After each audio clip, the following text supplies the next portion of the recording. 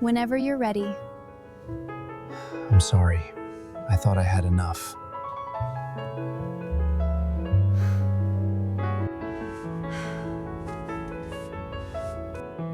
Are you ready?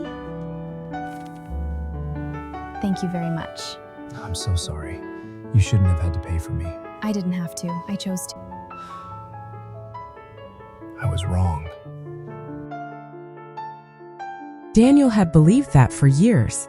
The fastest way to discover what someone values is to let them believe you have nothing. The dinner check rested quietly between them. Neither of them reached for it. The warm lights of the little family restaurant reflected against the polished table, while soft jazz drifted through the room. Around them, conversations continued. Forks touched ceramic plates, and waitresses carried fresh coffee from table to table. Daniel lowered his eyes to the leather wallet in his hand. He opened it, closed it, then let out a slow breath. "I am sorry." His voice carried no panic, only quiet disappointment. "I thought I brought enough cash." Rebecca looked at him without speaking. Daniel offered a small, embarrassed smile. "My card stopped working this afternoon. I only have a few dollars left." He gently slid the wallet back into his jacket. "If you want to leave, I understand." A brief pause settled between them. Everyone else did. Rebecca did not answer immediately.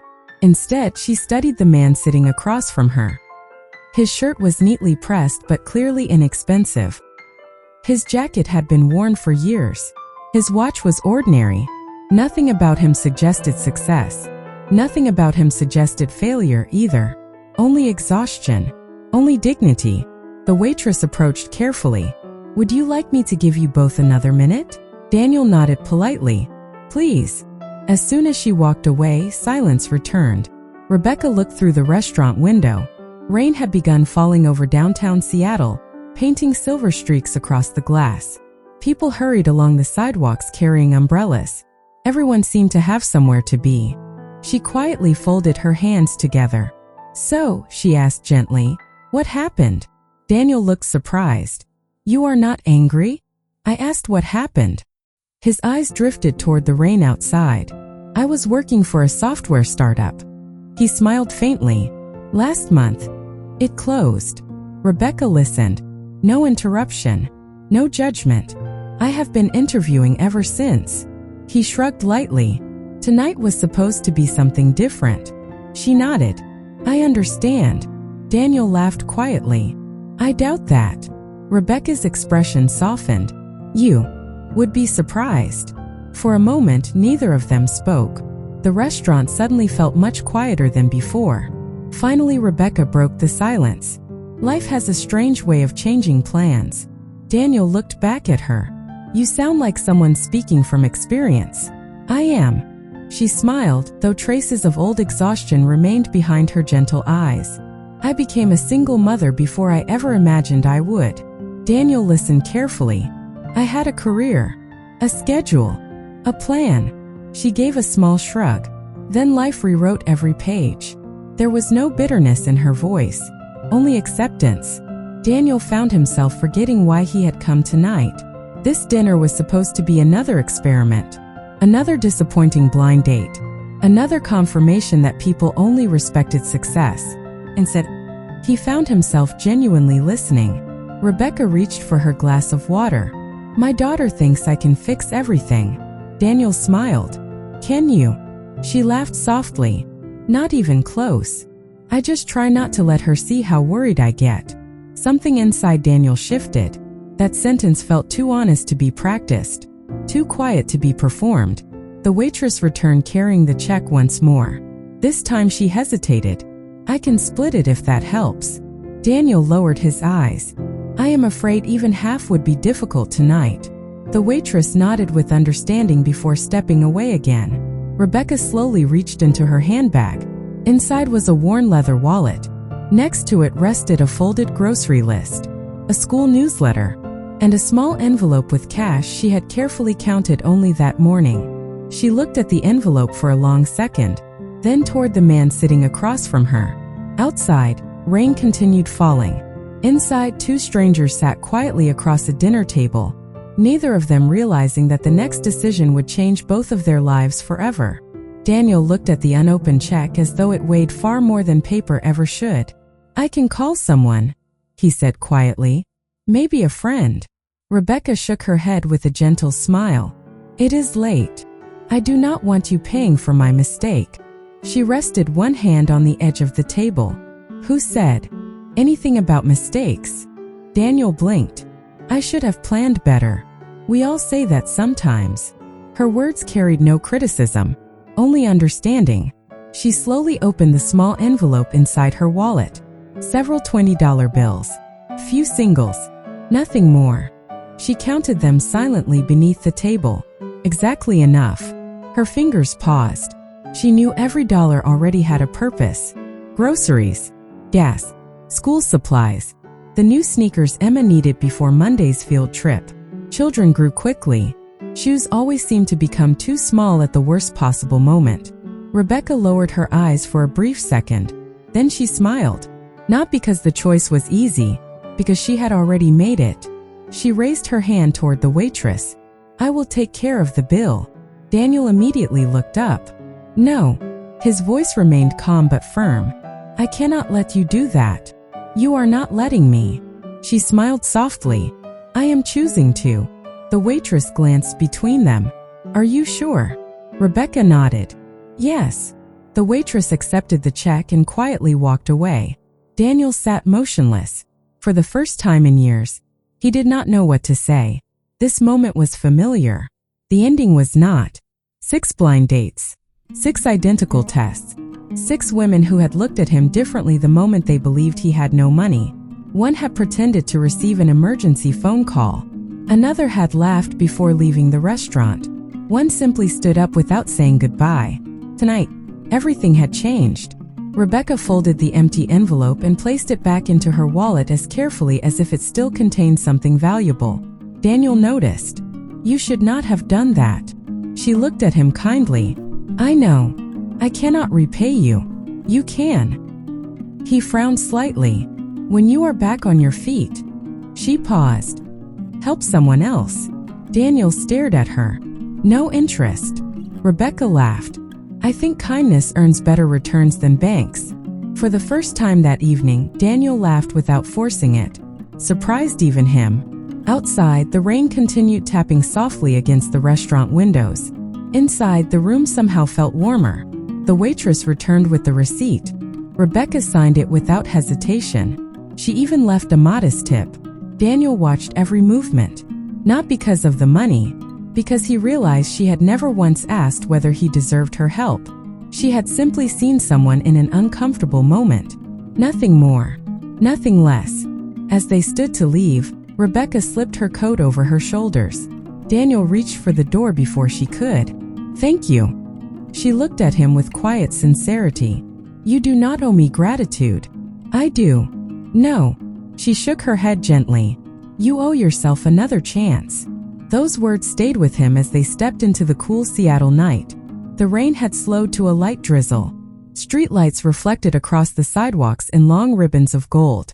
They walked together toward the corner where their paths would separate. Rebecca stopped first. "I parked 2 blocks away." Daniel nodded. "I am taking the train." She smiled. "I hope tomorrow treats you better." Before he could answer, her phone vibrated. A message appeared across the screen. "Emma. Mommy, do you think my shoes will still be okay for Monday?" Rebecca read the message. Her smile never disappeared, but her eyes softened for just a moment. She quickly typed a reply. "We will figure it out together. I love you." She slipped the phone back into her pocket before Daniel could see the screen. "Good night," she said warmly. "Good night," he answered. Rebecca disappeared beneath the glow of the streetlights, carrying an almost empty wallet and a heart that somehow still felt full. Daniel remained standing in the rain long after she was gone. For the first time since he had begun testing strangers, he wondered whether the person who had failed tonight was not sitting across the table. It was the man who had created the test in the first place. Daniel did not take the train. He stood beneath the restaurant awning until Rebecca's car disappeared into the rain, then reached into his pocket and unlocked the phone he had deliberately kept hidden throughout dinner. Within seconds, it began ringing. "Sir." His executive assistant sounded both relieved and exhausted. "Everyone has been looking for you." "I know." The security team thought something had happened. Daniel glanced once more toward the empty street. Something did. A brief silence followed. "Should I send the car?" "Yes." "And cancel tomorrow morning's breakfast meeting." Another pause. "Everything all right?" Daniel answered honestly, "No." 20 minutes later, a black luxury sedan pulled quietly to the curb. The driver stepped outside and opened the rear door. "Good evening, Mr. Kensington." Daniel nodded politely before getting inside. As the city lights drifted past the windows, he replayed every moment of the evening. Rebecca never asked where he lived, never asked what he owned, never asked what he could provide. She had only asked how he was doing. That question suddenly felt far more valuable than any business proposal he had heard all month. The following morning, Rebecca's apartment looked exactly as it always did. Simple, organized, warm. The smell of oatmeal filled the kitchen while Emma searched for her favorite backpack beside the dining table. "Mommy." Rebecca looked up. "Yes, sweetheart. My shoes still have that little hole." Rebecca knelt beside her daughter. The worn sneakers had served another year longer than anyone had expected. She gently pressed the loose sole back into place. "They will get through today." Emma smiled. "And Monday?" Rebecca hesitated for the smallest moment. Then she smiled exactly the way mothers often do when they are protecting children from worries they should never have to carry. "We will figure Monday out." Emma hugged her tightly. "I know you always do." After dropping Emma at school, Rebecca drove toward the neighborhood bookstore where she worked as the store's financial coordinator. The bookstore was small, independent, quiet. She loved it. Numbers balanced neatly there. People greeted each other by name. Children still became excited about stories. It reminded her that success was not always measured by the size of a paycheck. Across the city, Daniel entered the executive boardroom of Kensington Technologies. Directors stood as he arrived. Presentation screens filled the walls. Coffee waited beside every leather chair. Everything looked exactly as it always had. Only, Daniel felt different. Halfway through the quarterly strategy meeting, someone mentioned expanding into 3 new markets. Another executive discussed projected profits. Daniel heard every word, yet none of them stayed with him. Instead, he remembered a small envelope with carefully folded cash. He remembered a mother quietly choosing someone else's dignity over her own convenience. He looked toward his chief of staff. "Grace." "Yes, sir. I need a favor." She opened her notebook. "Anything. I want you to locate someone." "Is this business related?" Daniel considered the question, then smiled faintly. "No, it is personal." Grace waited. Daniel spoke carefully. "Her name is Rebecca Hayes." He paused. "And before anyone contacts her." His expression grew thoughtful. "I want to know whether paying for dinner cost her more than she was willing to admit." Grace looked slightly confused, but she had worked beside Daniel long enough not to ask unnecessary questions. "I will be discreet." Daniel nodded. "Please be kind." As Grace quietly left the boardroom, Daniel looked through the glass wall toward the Seattle skyline. 4 years, he had believed his little experiment revealed other people's character. Now, for the first time, he was no longer certain whose character had truly been tested. Grace was known throughout Kensington Technologies for one simple reason. She never confused curiosity with professionalism. When Daniel asked her to be discreet, she understood exactly what he meant. She did not hire investigators. She did not search through private records. Instead, she began with the information Rebecca had freely shared herself. A neighborhood bookstore, a first name, a quiet smile. That afternoon, Grace walked into Harbor Page's bookstore carrying nothing more than a paperback novel she genuinely intended to buy. A small brass bell chimed above the entrance. The shop smelled of fresh coffee, cedar shelves, and old books that had been loved by many hands. Rebecca looked up from the register. "Good afternoon." Her smile was exactly the same. Warm, unhurried. "Welcome."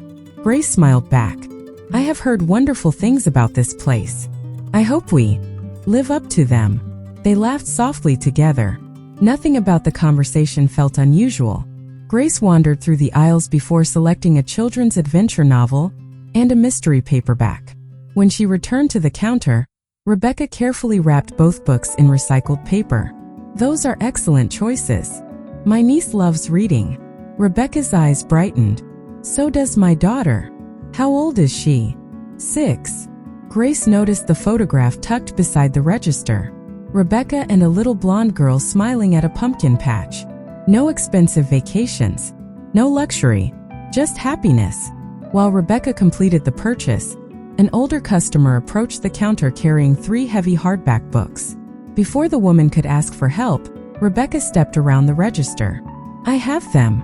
You are always rescuing me," the customer laughed. Rebecca smiled. "I think neighbors are supposed to." Grace quietly watched. There was no audience, no performance, only habit. As Grace prepared to leave, another employee hurried from the stockroom. "Rebecca." He sounded embarrassed. "I am really sorry. I accidentally ordered twice as many children's books as we needed." Rebecca looked at the invoice. "It happens. I thought you would be upset." She shook her head gently. "We fix problems. We do not punish people for making them." The young employee visibly relaxed. "Thank you." Grace carried those words with her all the way back to headquarters. Late that afternoon, she entered Daniel's office. He immediately looked up. "You found her." Grace nodded. "I found exactly what you asked me to find." Daniel waited silently. There is nothing unusual about Rebecca Hayes. She smiled thoughtfully, which may be the most unusual thing about her. Daniel leaned back. "Tell me." "She works hard.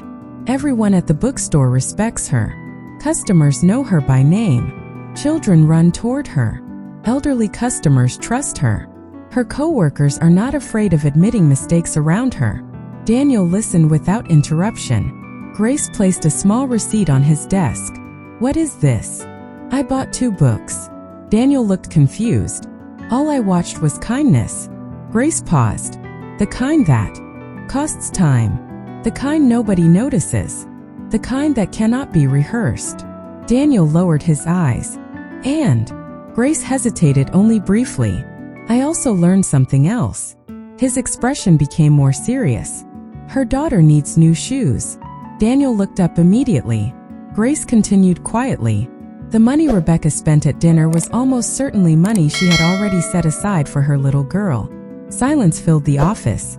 The Seattle skyline glowed beyond the windows as the afternoon sun slowly disappeared behind gathering clouds. Daniel looked toward the city for a long moment. Then he spoke so softly that Grace almost missed the words. "I wanted to discover whether someone could love a man without his money."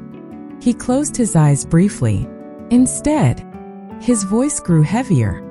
"I discovered a woman who gave away money she could not spare, to protect the dignity of a stranger who did not deserve the sacrifice." For the first time since he created his blind date experiment, Daniel no longer questioned Rebecca's character. He questioned his own. Daniel canceled every blind date on his calendar. His assistant noticed immediately. "There are 6 invitations waiting for your response." Daniel looked at the list before quietly sliding it aside. "I do not need them anymore." Grace smiled. "I thought you might say that." He remained standing beside the windows overlooking Seattle.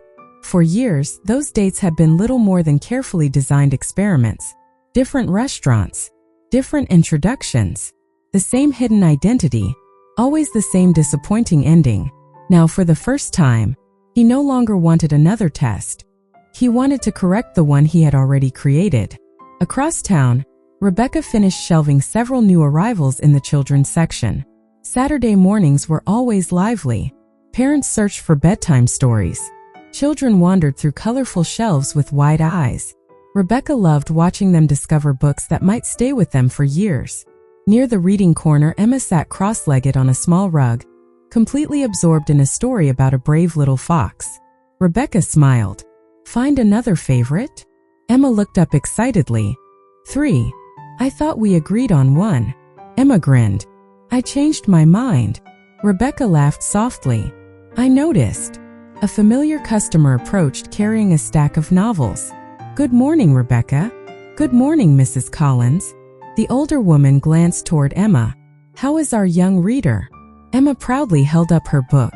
I am reading chapter 4. Mrs. Collins smiled warmly.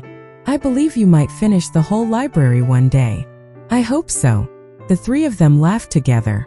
A few minutes later, while helping another customer locate a history book, Rebecca's phone vibrated. The screen displayed an unfamiliar number. She answered quietly. Hello. Good morning. Daniel's voice was calm. It is Daniel. Rebecca recognized him immediately. Oh, I hope I am not interrupting. You are not. A brief silence settled between them. I wanted to thank you again. You already did. I do not think I thanked you enough. Rebecca leaned gently against one of the bookshelves. You really do not owe me anything. I believe I do. She smiled to herself. You sound very determined. I am. Another quiet pause followed. Then Daniel spoke carefully. I would like to repay the dinner. Rebecca looked across the bookstore toward Emma.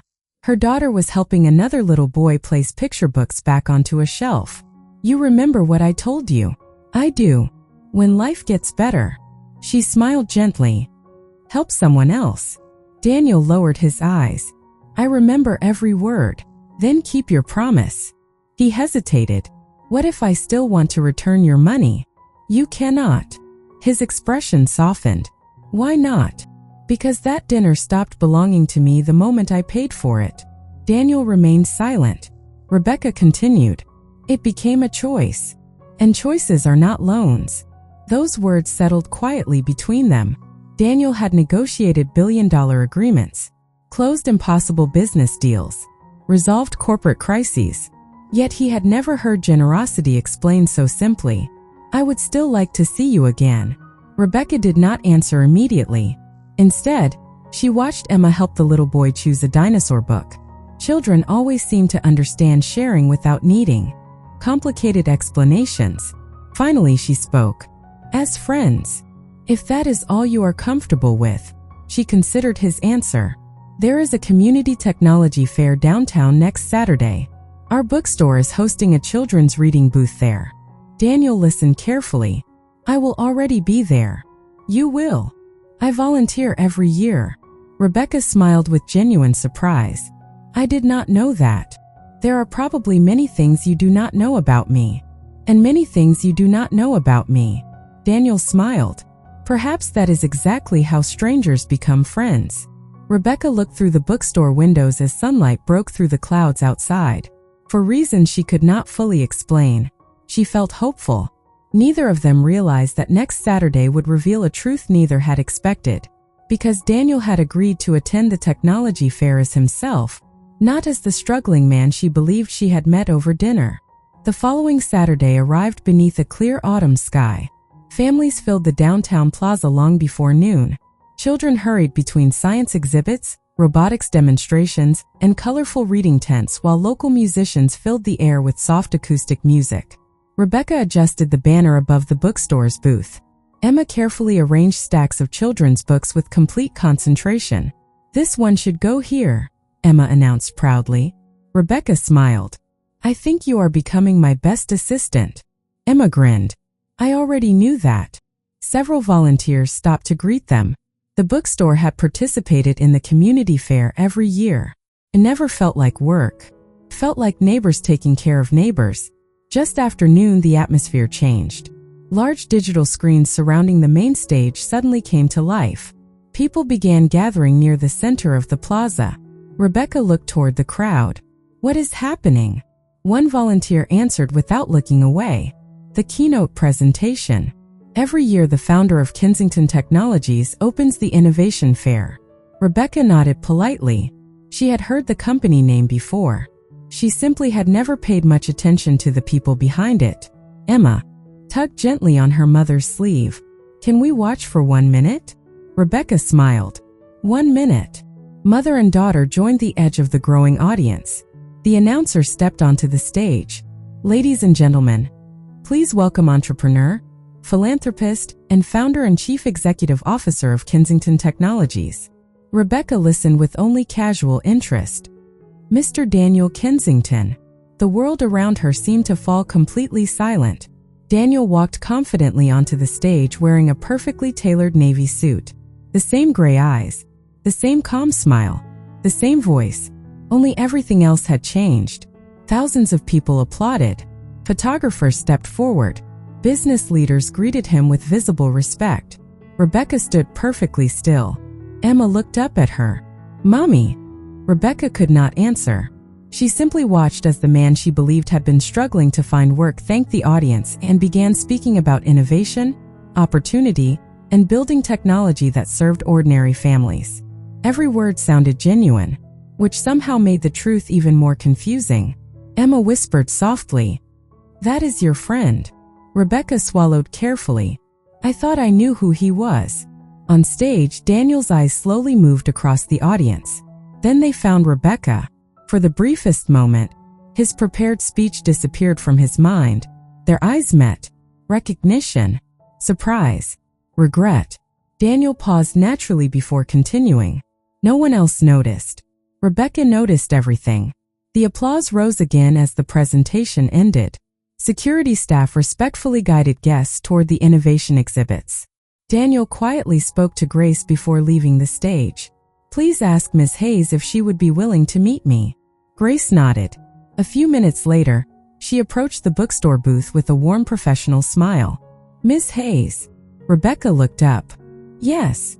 Mr. Kensington hopes you might have a few minutes." Rebecca glanced toward the stage, then back at Grace. "The Chief Executive Officer?" "Yes." Rebecca lowered her eyes. 100 small moments from dinner replayed inside her mind. The empty wallet, the apology, the canceled bank card, the promise that he was simply between jobs. She finally understood. None of it had been true. She looked toward Emma, who was happily reading to 2 younger children inside the booth. Then she took one slow breath. "I will speak with him." Not because she wanted answers about his wealth, because she needed answers about his honesty. Grace led Rebecca through a quiet hallway behind the main stage. The sounds of the festival slowly faded behind them. Children laughed in the distance. Music drifted across the plaza. Yet every step somehow felt heavier than the one before. Daniel stood alone beneath a row of maple trees overlooking the waterfront. He had removed the microphone from his jacket. For the first time that afternoon, he looked less like a celebrated chief executive officer, more like the man she had shared dinner with. When he saw Rebecca approaching, he offered a small smile. She did not return it. "Thank you for coming." Rebecca folded her hands calmly. "I almost did not. I would have understood." She looked directly into his eyes. "No, you would not have." Daniel lowered his gaze. "You are right." A quiet breeze carried fallen leaves across the stone walkway. Neither of them hurried to fill the silence. Finally, Rebecca spoke. "You were never between jobs." "No. Your card was never declined." "No. You were never worried about paying for dinner." Daniel answered softly. "No." Each answer landed gently. Each one hurt a little more. Rebecca looked toward the families enjoying the festival. "I kept wondering why someone who had so little remained so calm." She smiled sadly. "It turns out, you had everything." Daniel shook his head. "Not everything." Rebecca met his eyes again. "You had enough to tell me the truth." He accepted the words without defending himself. "I did. And I chose not to." For several long seconds, only the wind spoke between them. Daniel finally broke the silence. "I started pretending years ago." Rebecca listened quietly. "I wanted to know whether anyone would see me before they saw my money." He laughed once, without joy. "After enough disappointing dates, I convinced myself everyone deserved the same test." Rebecca nodded slowly. "And I became part of your experiment." Daniel closed his eyes briefly. "Yes, I am deeply sorry." She looked down at the brick walkway. "When I paid for dinner." Her voice remained calm. "I thought I was protecting someone's dignity." Another pause settled gently between them. "I did not know I was answering a question you had already written." Daniel felt every word. He had prepared countless business presentations, negotiated billion-dollar agreements, Nothing had ever left him feeling so completely without answers. I cannot change what I did. No, you cannot. Rebecca's voice never rose. It never needed to. But I can admit that it was wrong. You already have. I also want to return every dollar. Rebecca looked back at him. Daniel. He waited. I was never upset about the money. I know. I was upset because you let me believe your struggle was real. Her eyes softened. My daughter and I know what real struggle feels like. Those words struck him more deeply than any accusation could have. I would never intentionally make light of that. I believe you. She paused. But good intentions do not erase poor choices. Daniel nodded. They do not. Grace remained quietly several yards away, giving them privacy. Festival volunteers continued greeting visitors as though nothing extraordinary was happening. Life moved forward, just as it always did. Daniel reached into his jacket and removed a plain white envelope. I know this cannot fix anything. Rebecca looked at it but made no effort to accept it. It is not only the dinner.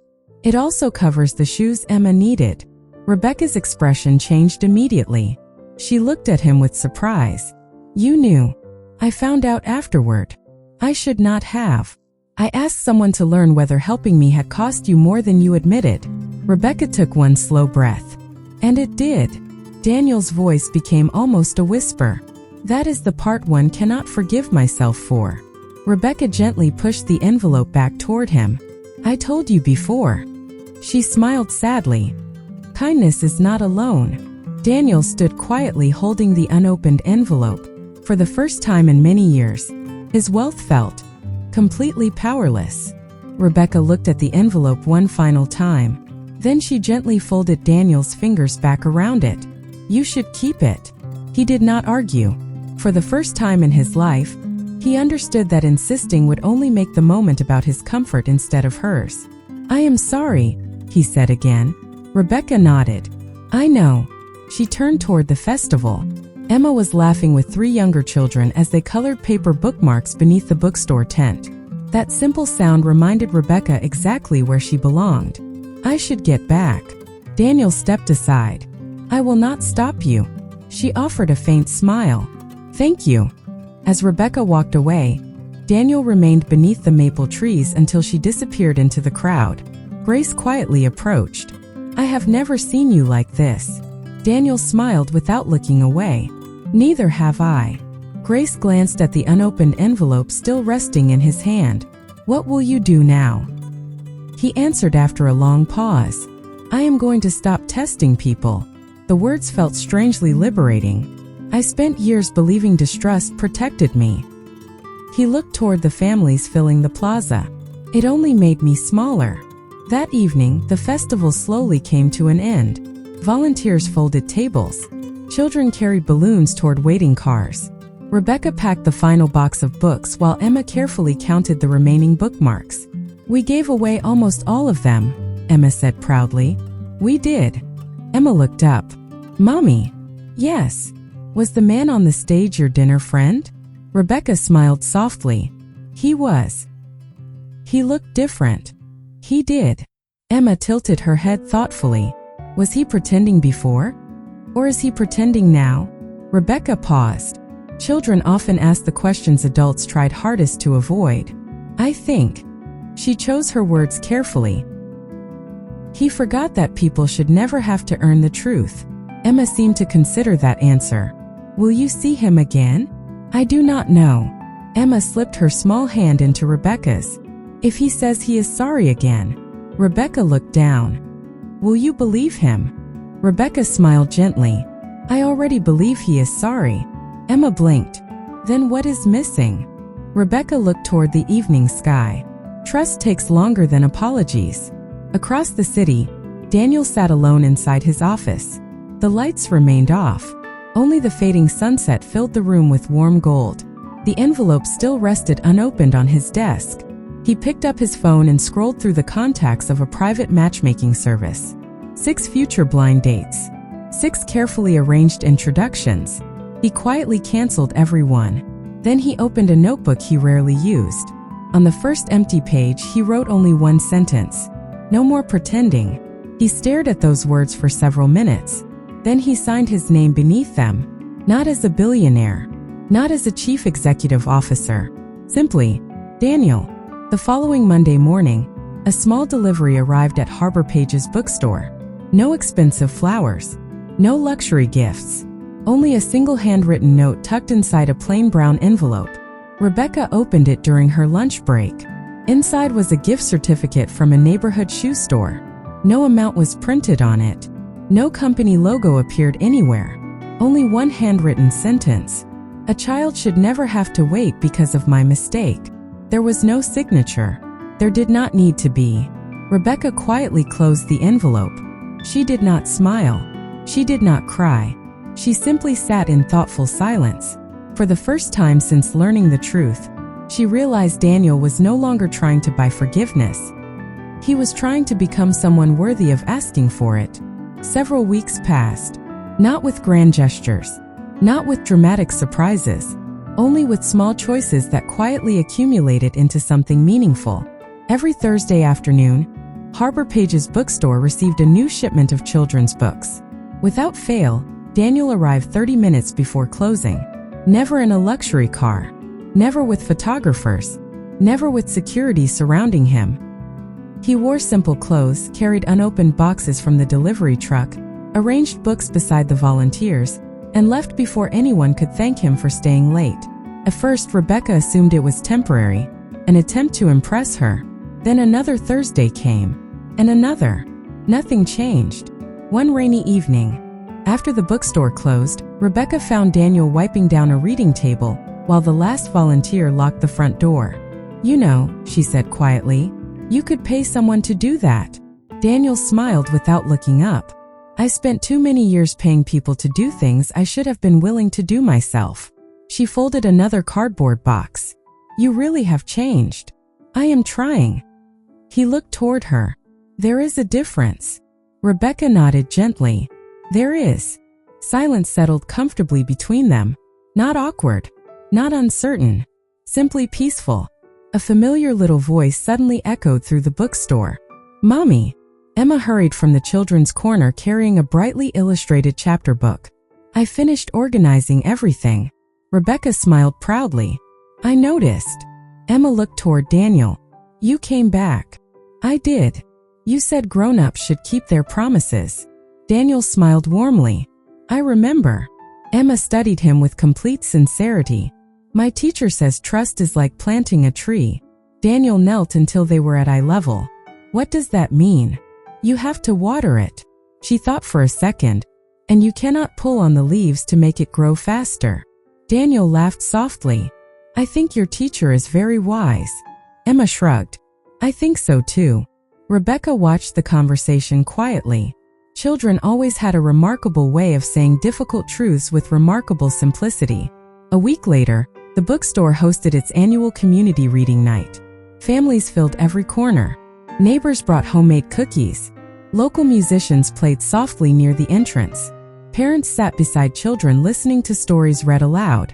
Daniel arrived carrying a stack of donated books. No announcement followed him. No cameras appeared. Most families never recognized the billionaire standing beside them, and for the first time in years, he preferred it that way. Near the end of the evening, Rebecca stepped outside for fresh air. Daniel joined her beneath the soft glow of the streetlights. Autumn leaves drifted quietly across the sidewalk. "I have been thinking," he said. Rebecca looked toward him. "I know. I owe you one more apology." She smiled. Gently. "I do not think you owe me another apology." He seemed surprised. "You do not. You have already apologized." She paused. "What matters now is that your life sounds different than it did before." Daniel nodded slowly. "I canceled every blind date." "I know," Grace told the bookstore owner after she donated computers for the children's reading program. Daniel laughed. "I suppose good news travels." "It does." Another comfortable silence followed. Then Daniel spoke with complete honesty. "I do not know what happens next." Rebecca looked at the lights reflecting across the rain-soaked street. "Neither do I." She turned toward him with the same warm eyes that had first looked across a restaurant table. "But if we ever share another dinner." Daniel waited quietly. Come exactly as you are. His smile came slowly. No pretending. No pretending. No tests. No tests. She offered her hand, this time not to rescue a stranger, but to welcome an honest beginning. Daniel accepted it with quiet gratitude. No promises were made beyond that evening. None were needed, because sometimes love does not begin when someone pays a dinner bill. Sometimes it begins much later, when two people finally decide that the truth is worth more than every disguise they ever wore. And perhaps the richest person in the room is never the one with the largest fortune. Perhaps it is the one who learns that trust cannot be earned through tests, only through honesty, humility, and the quiet courage to become exactly who they truly are.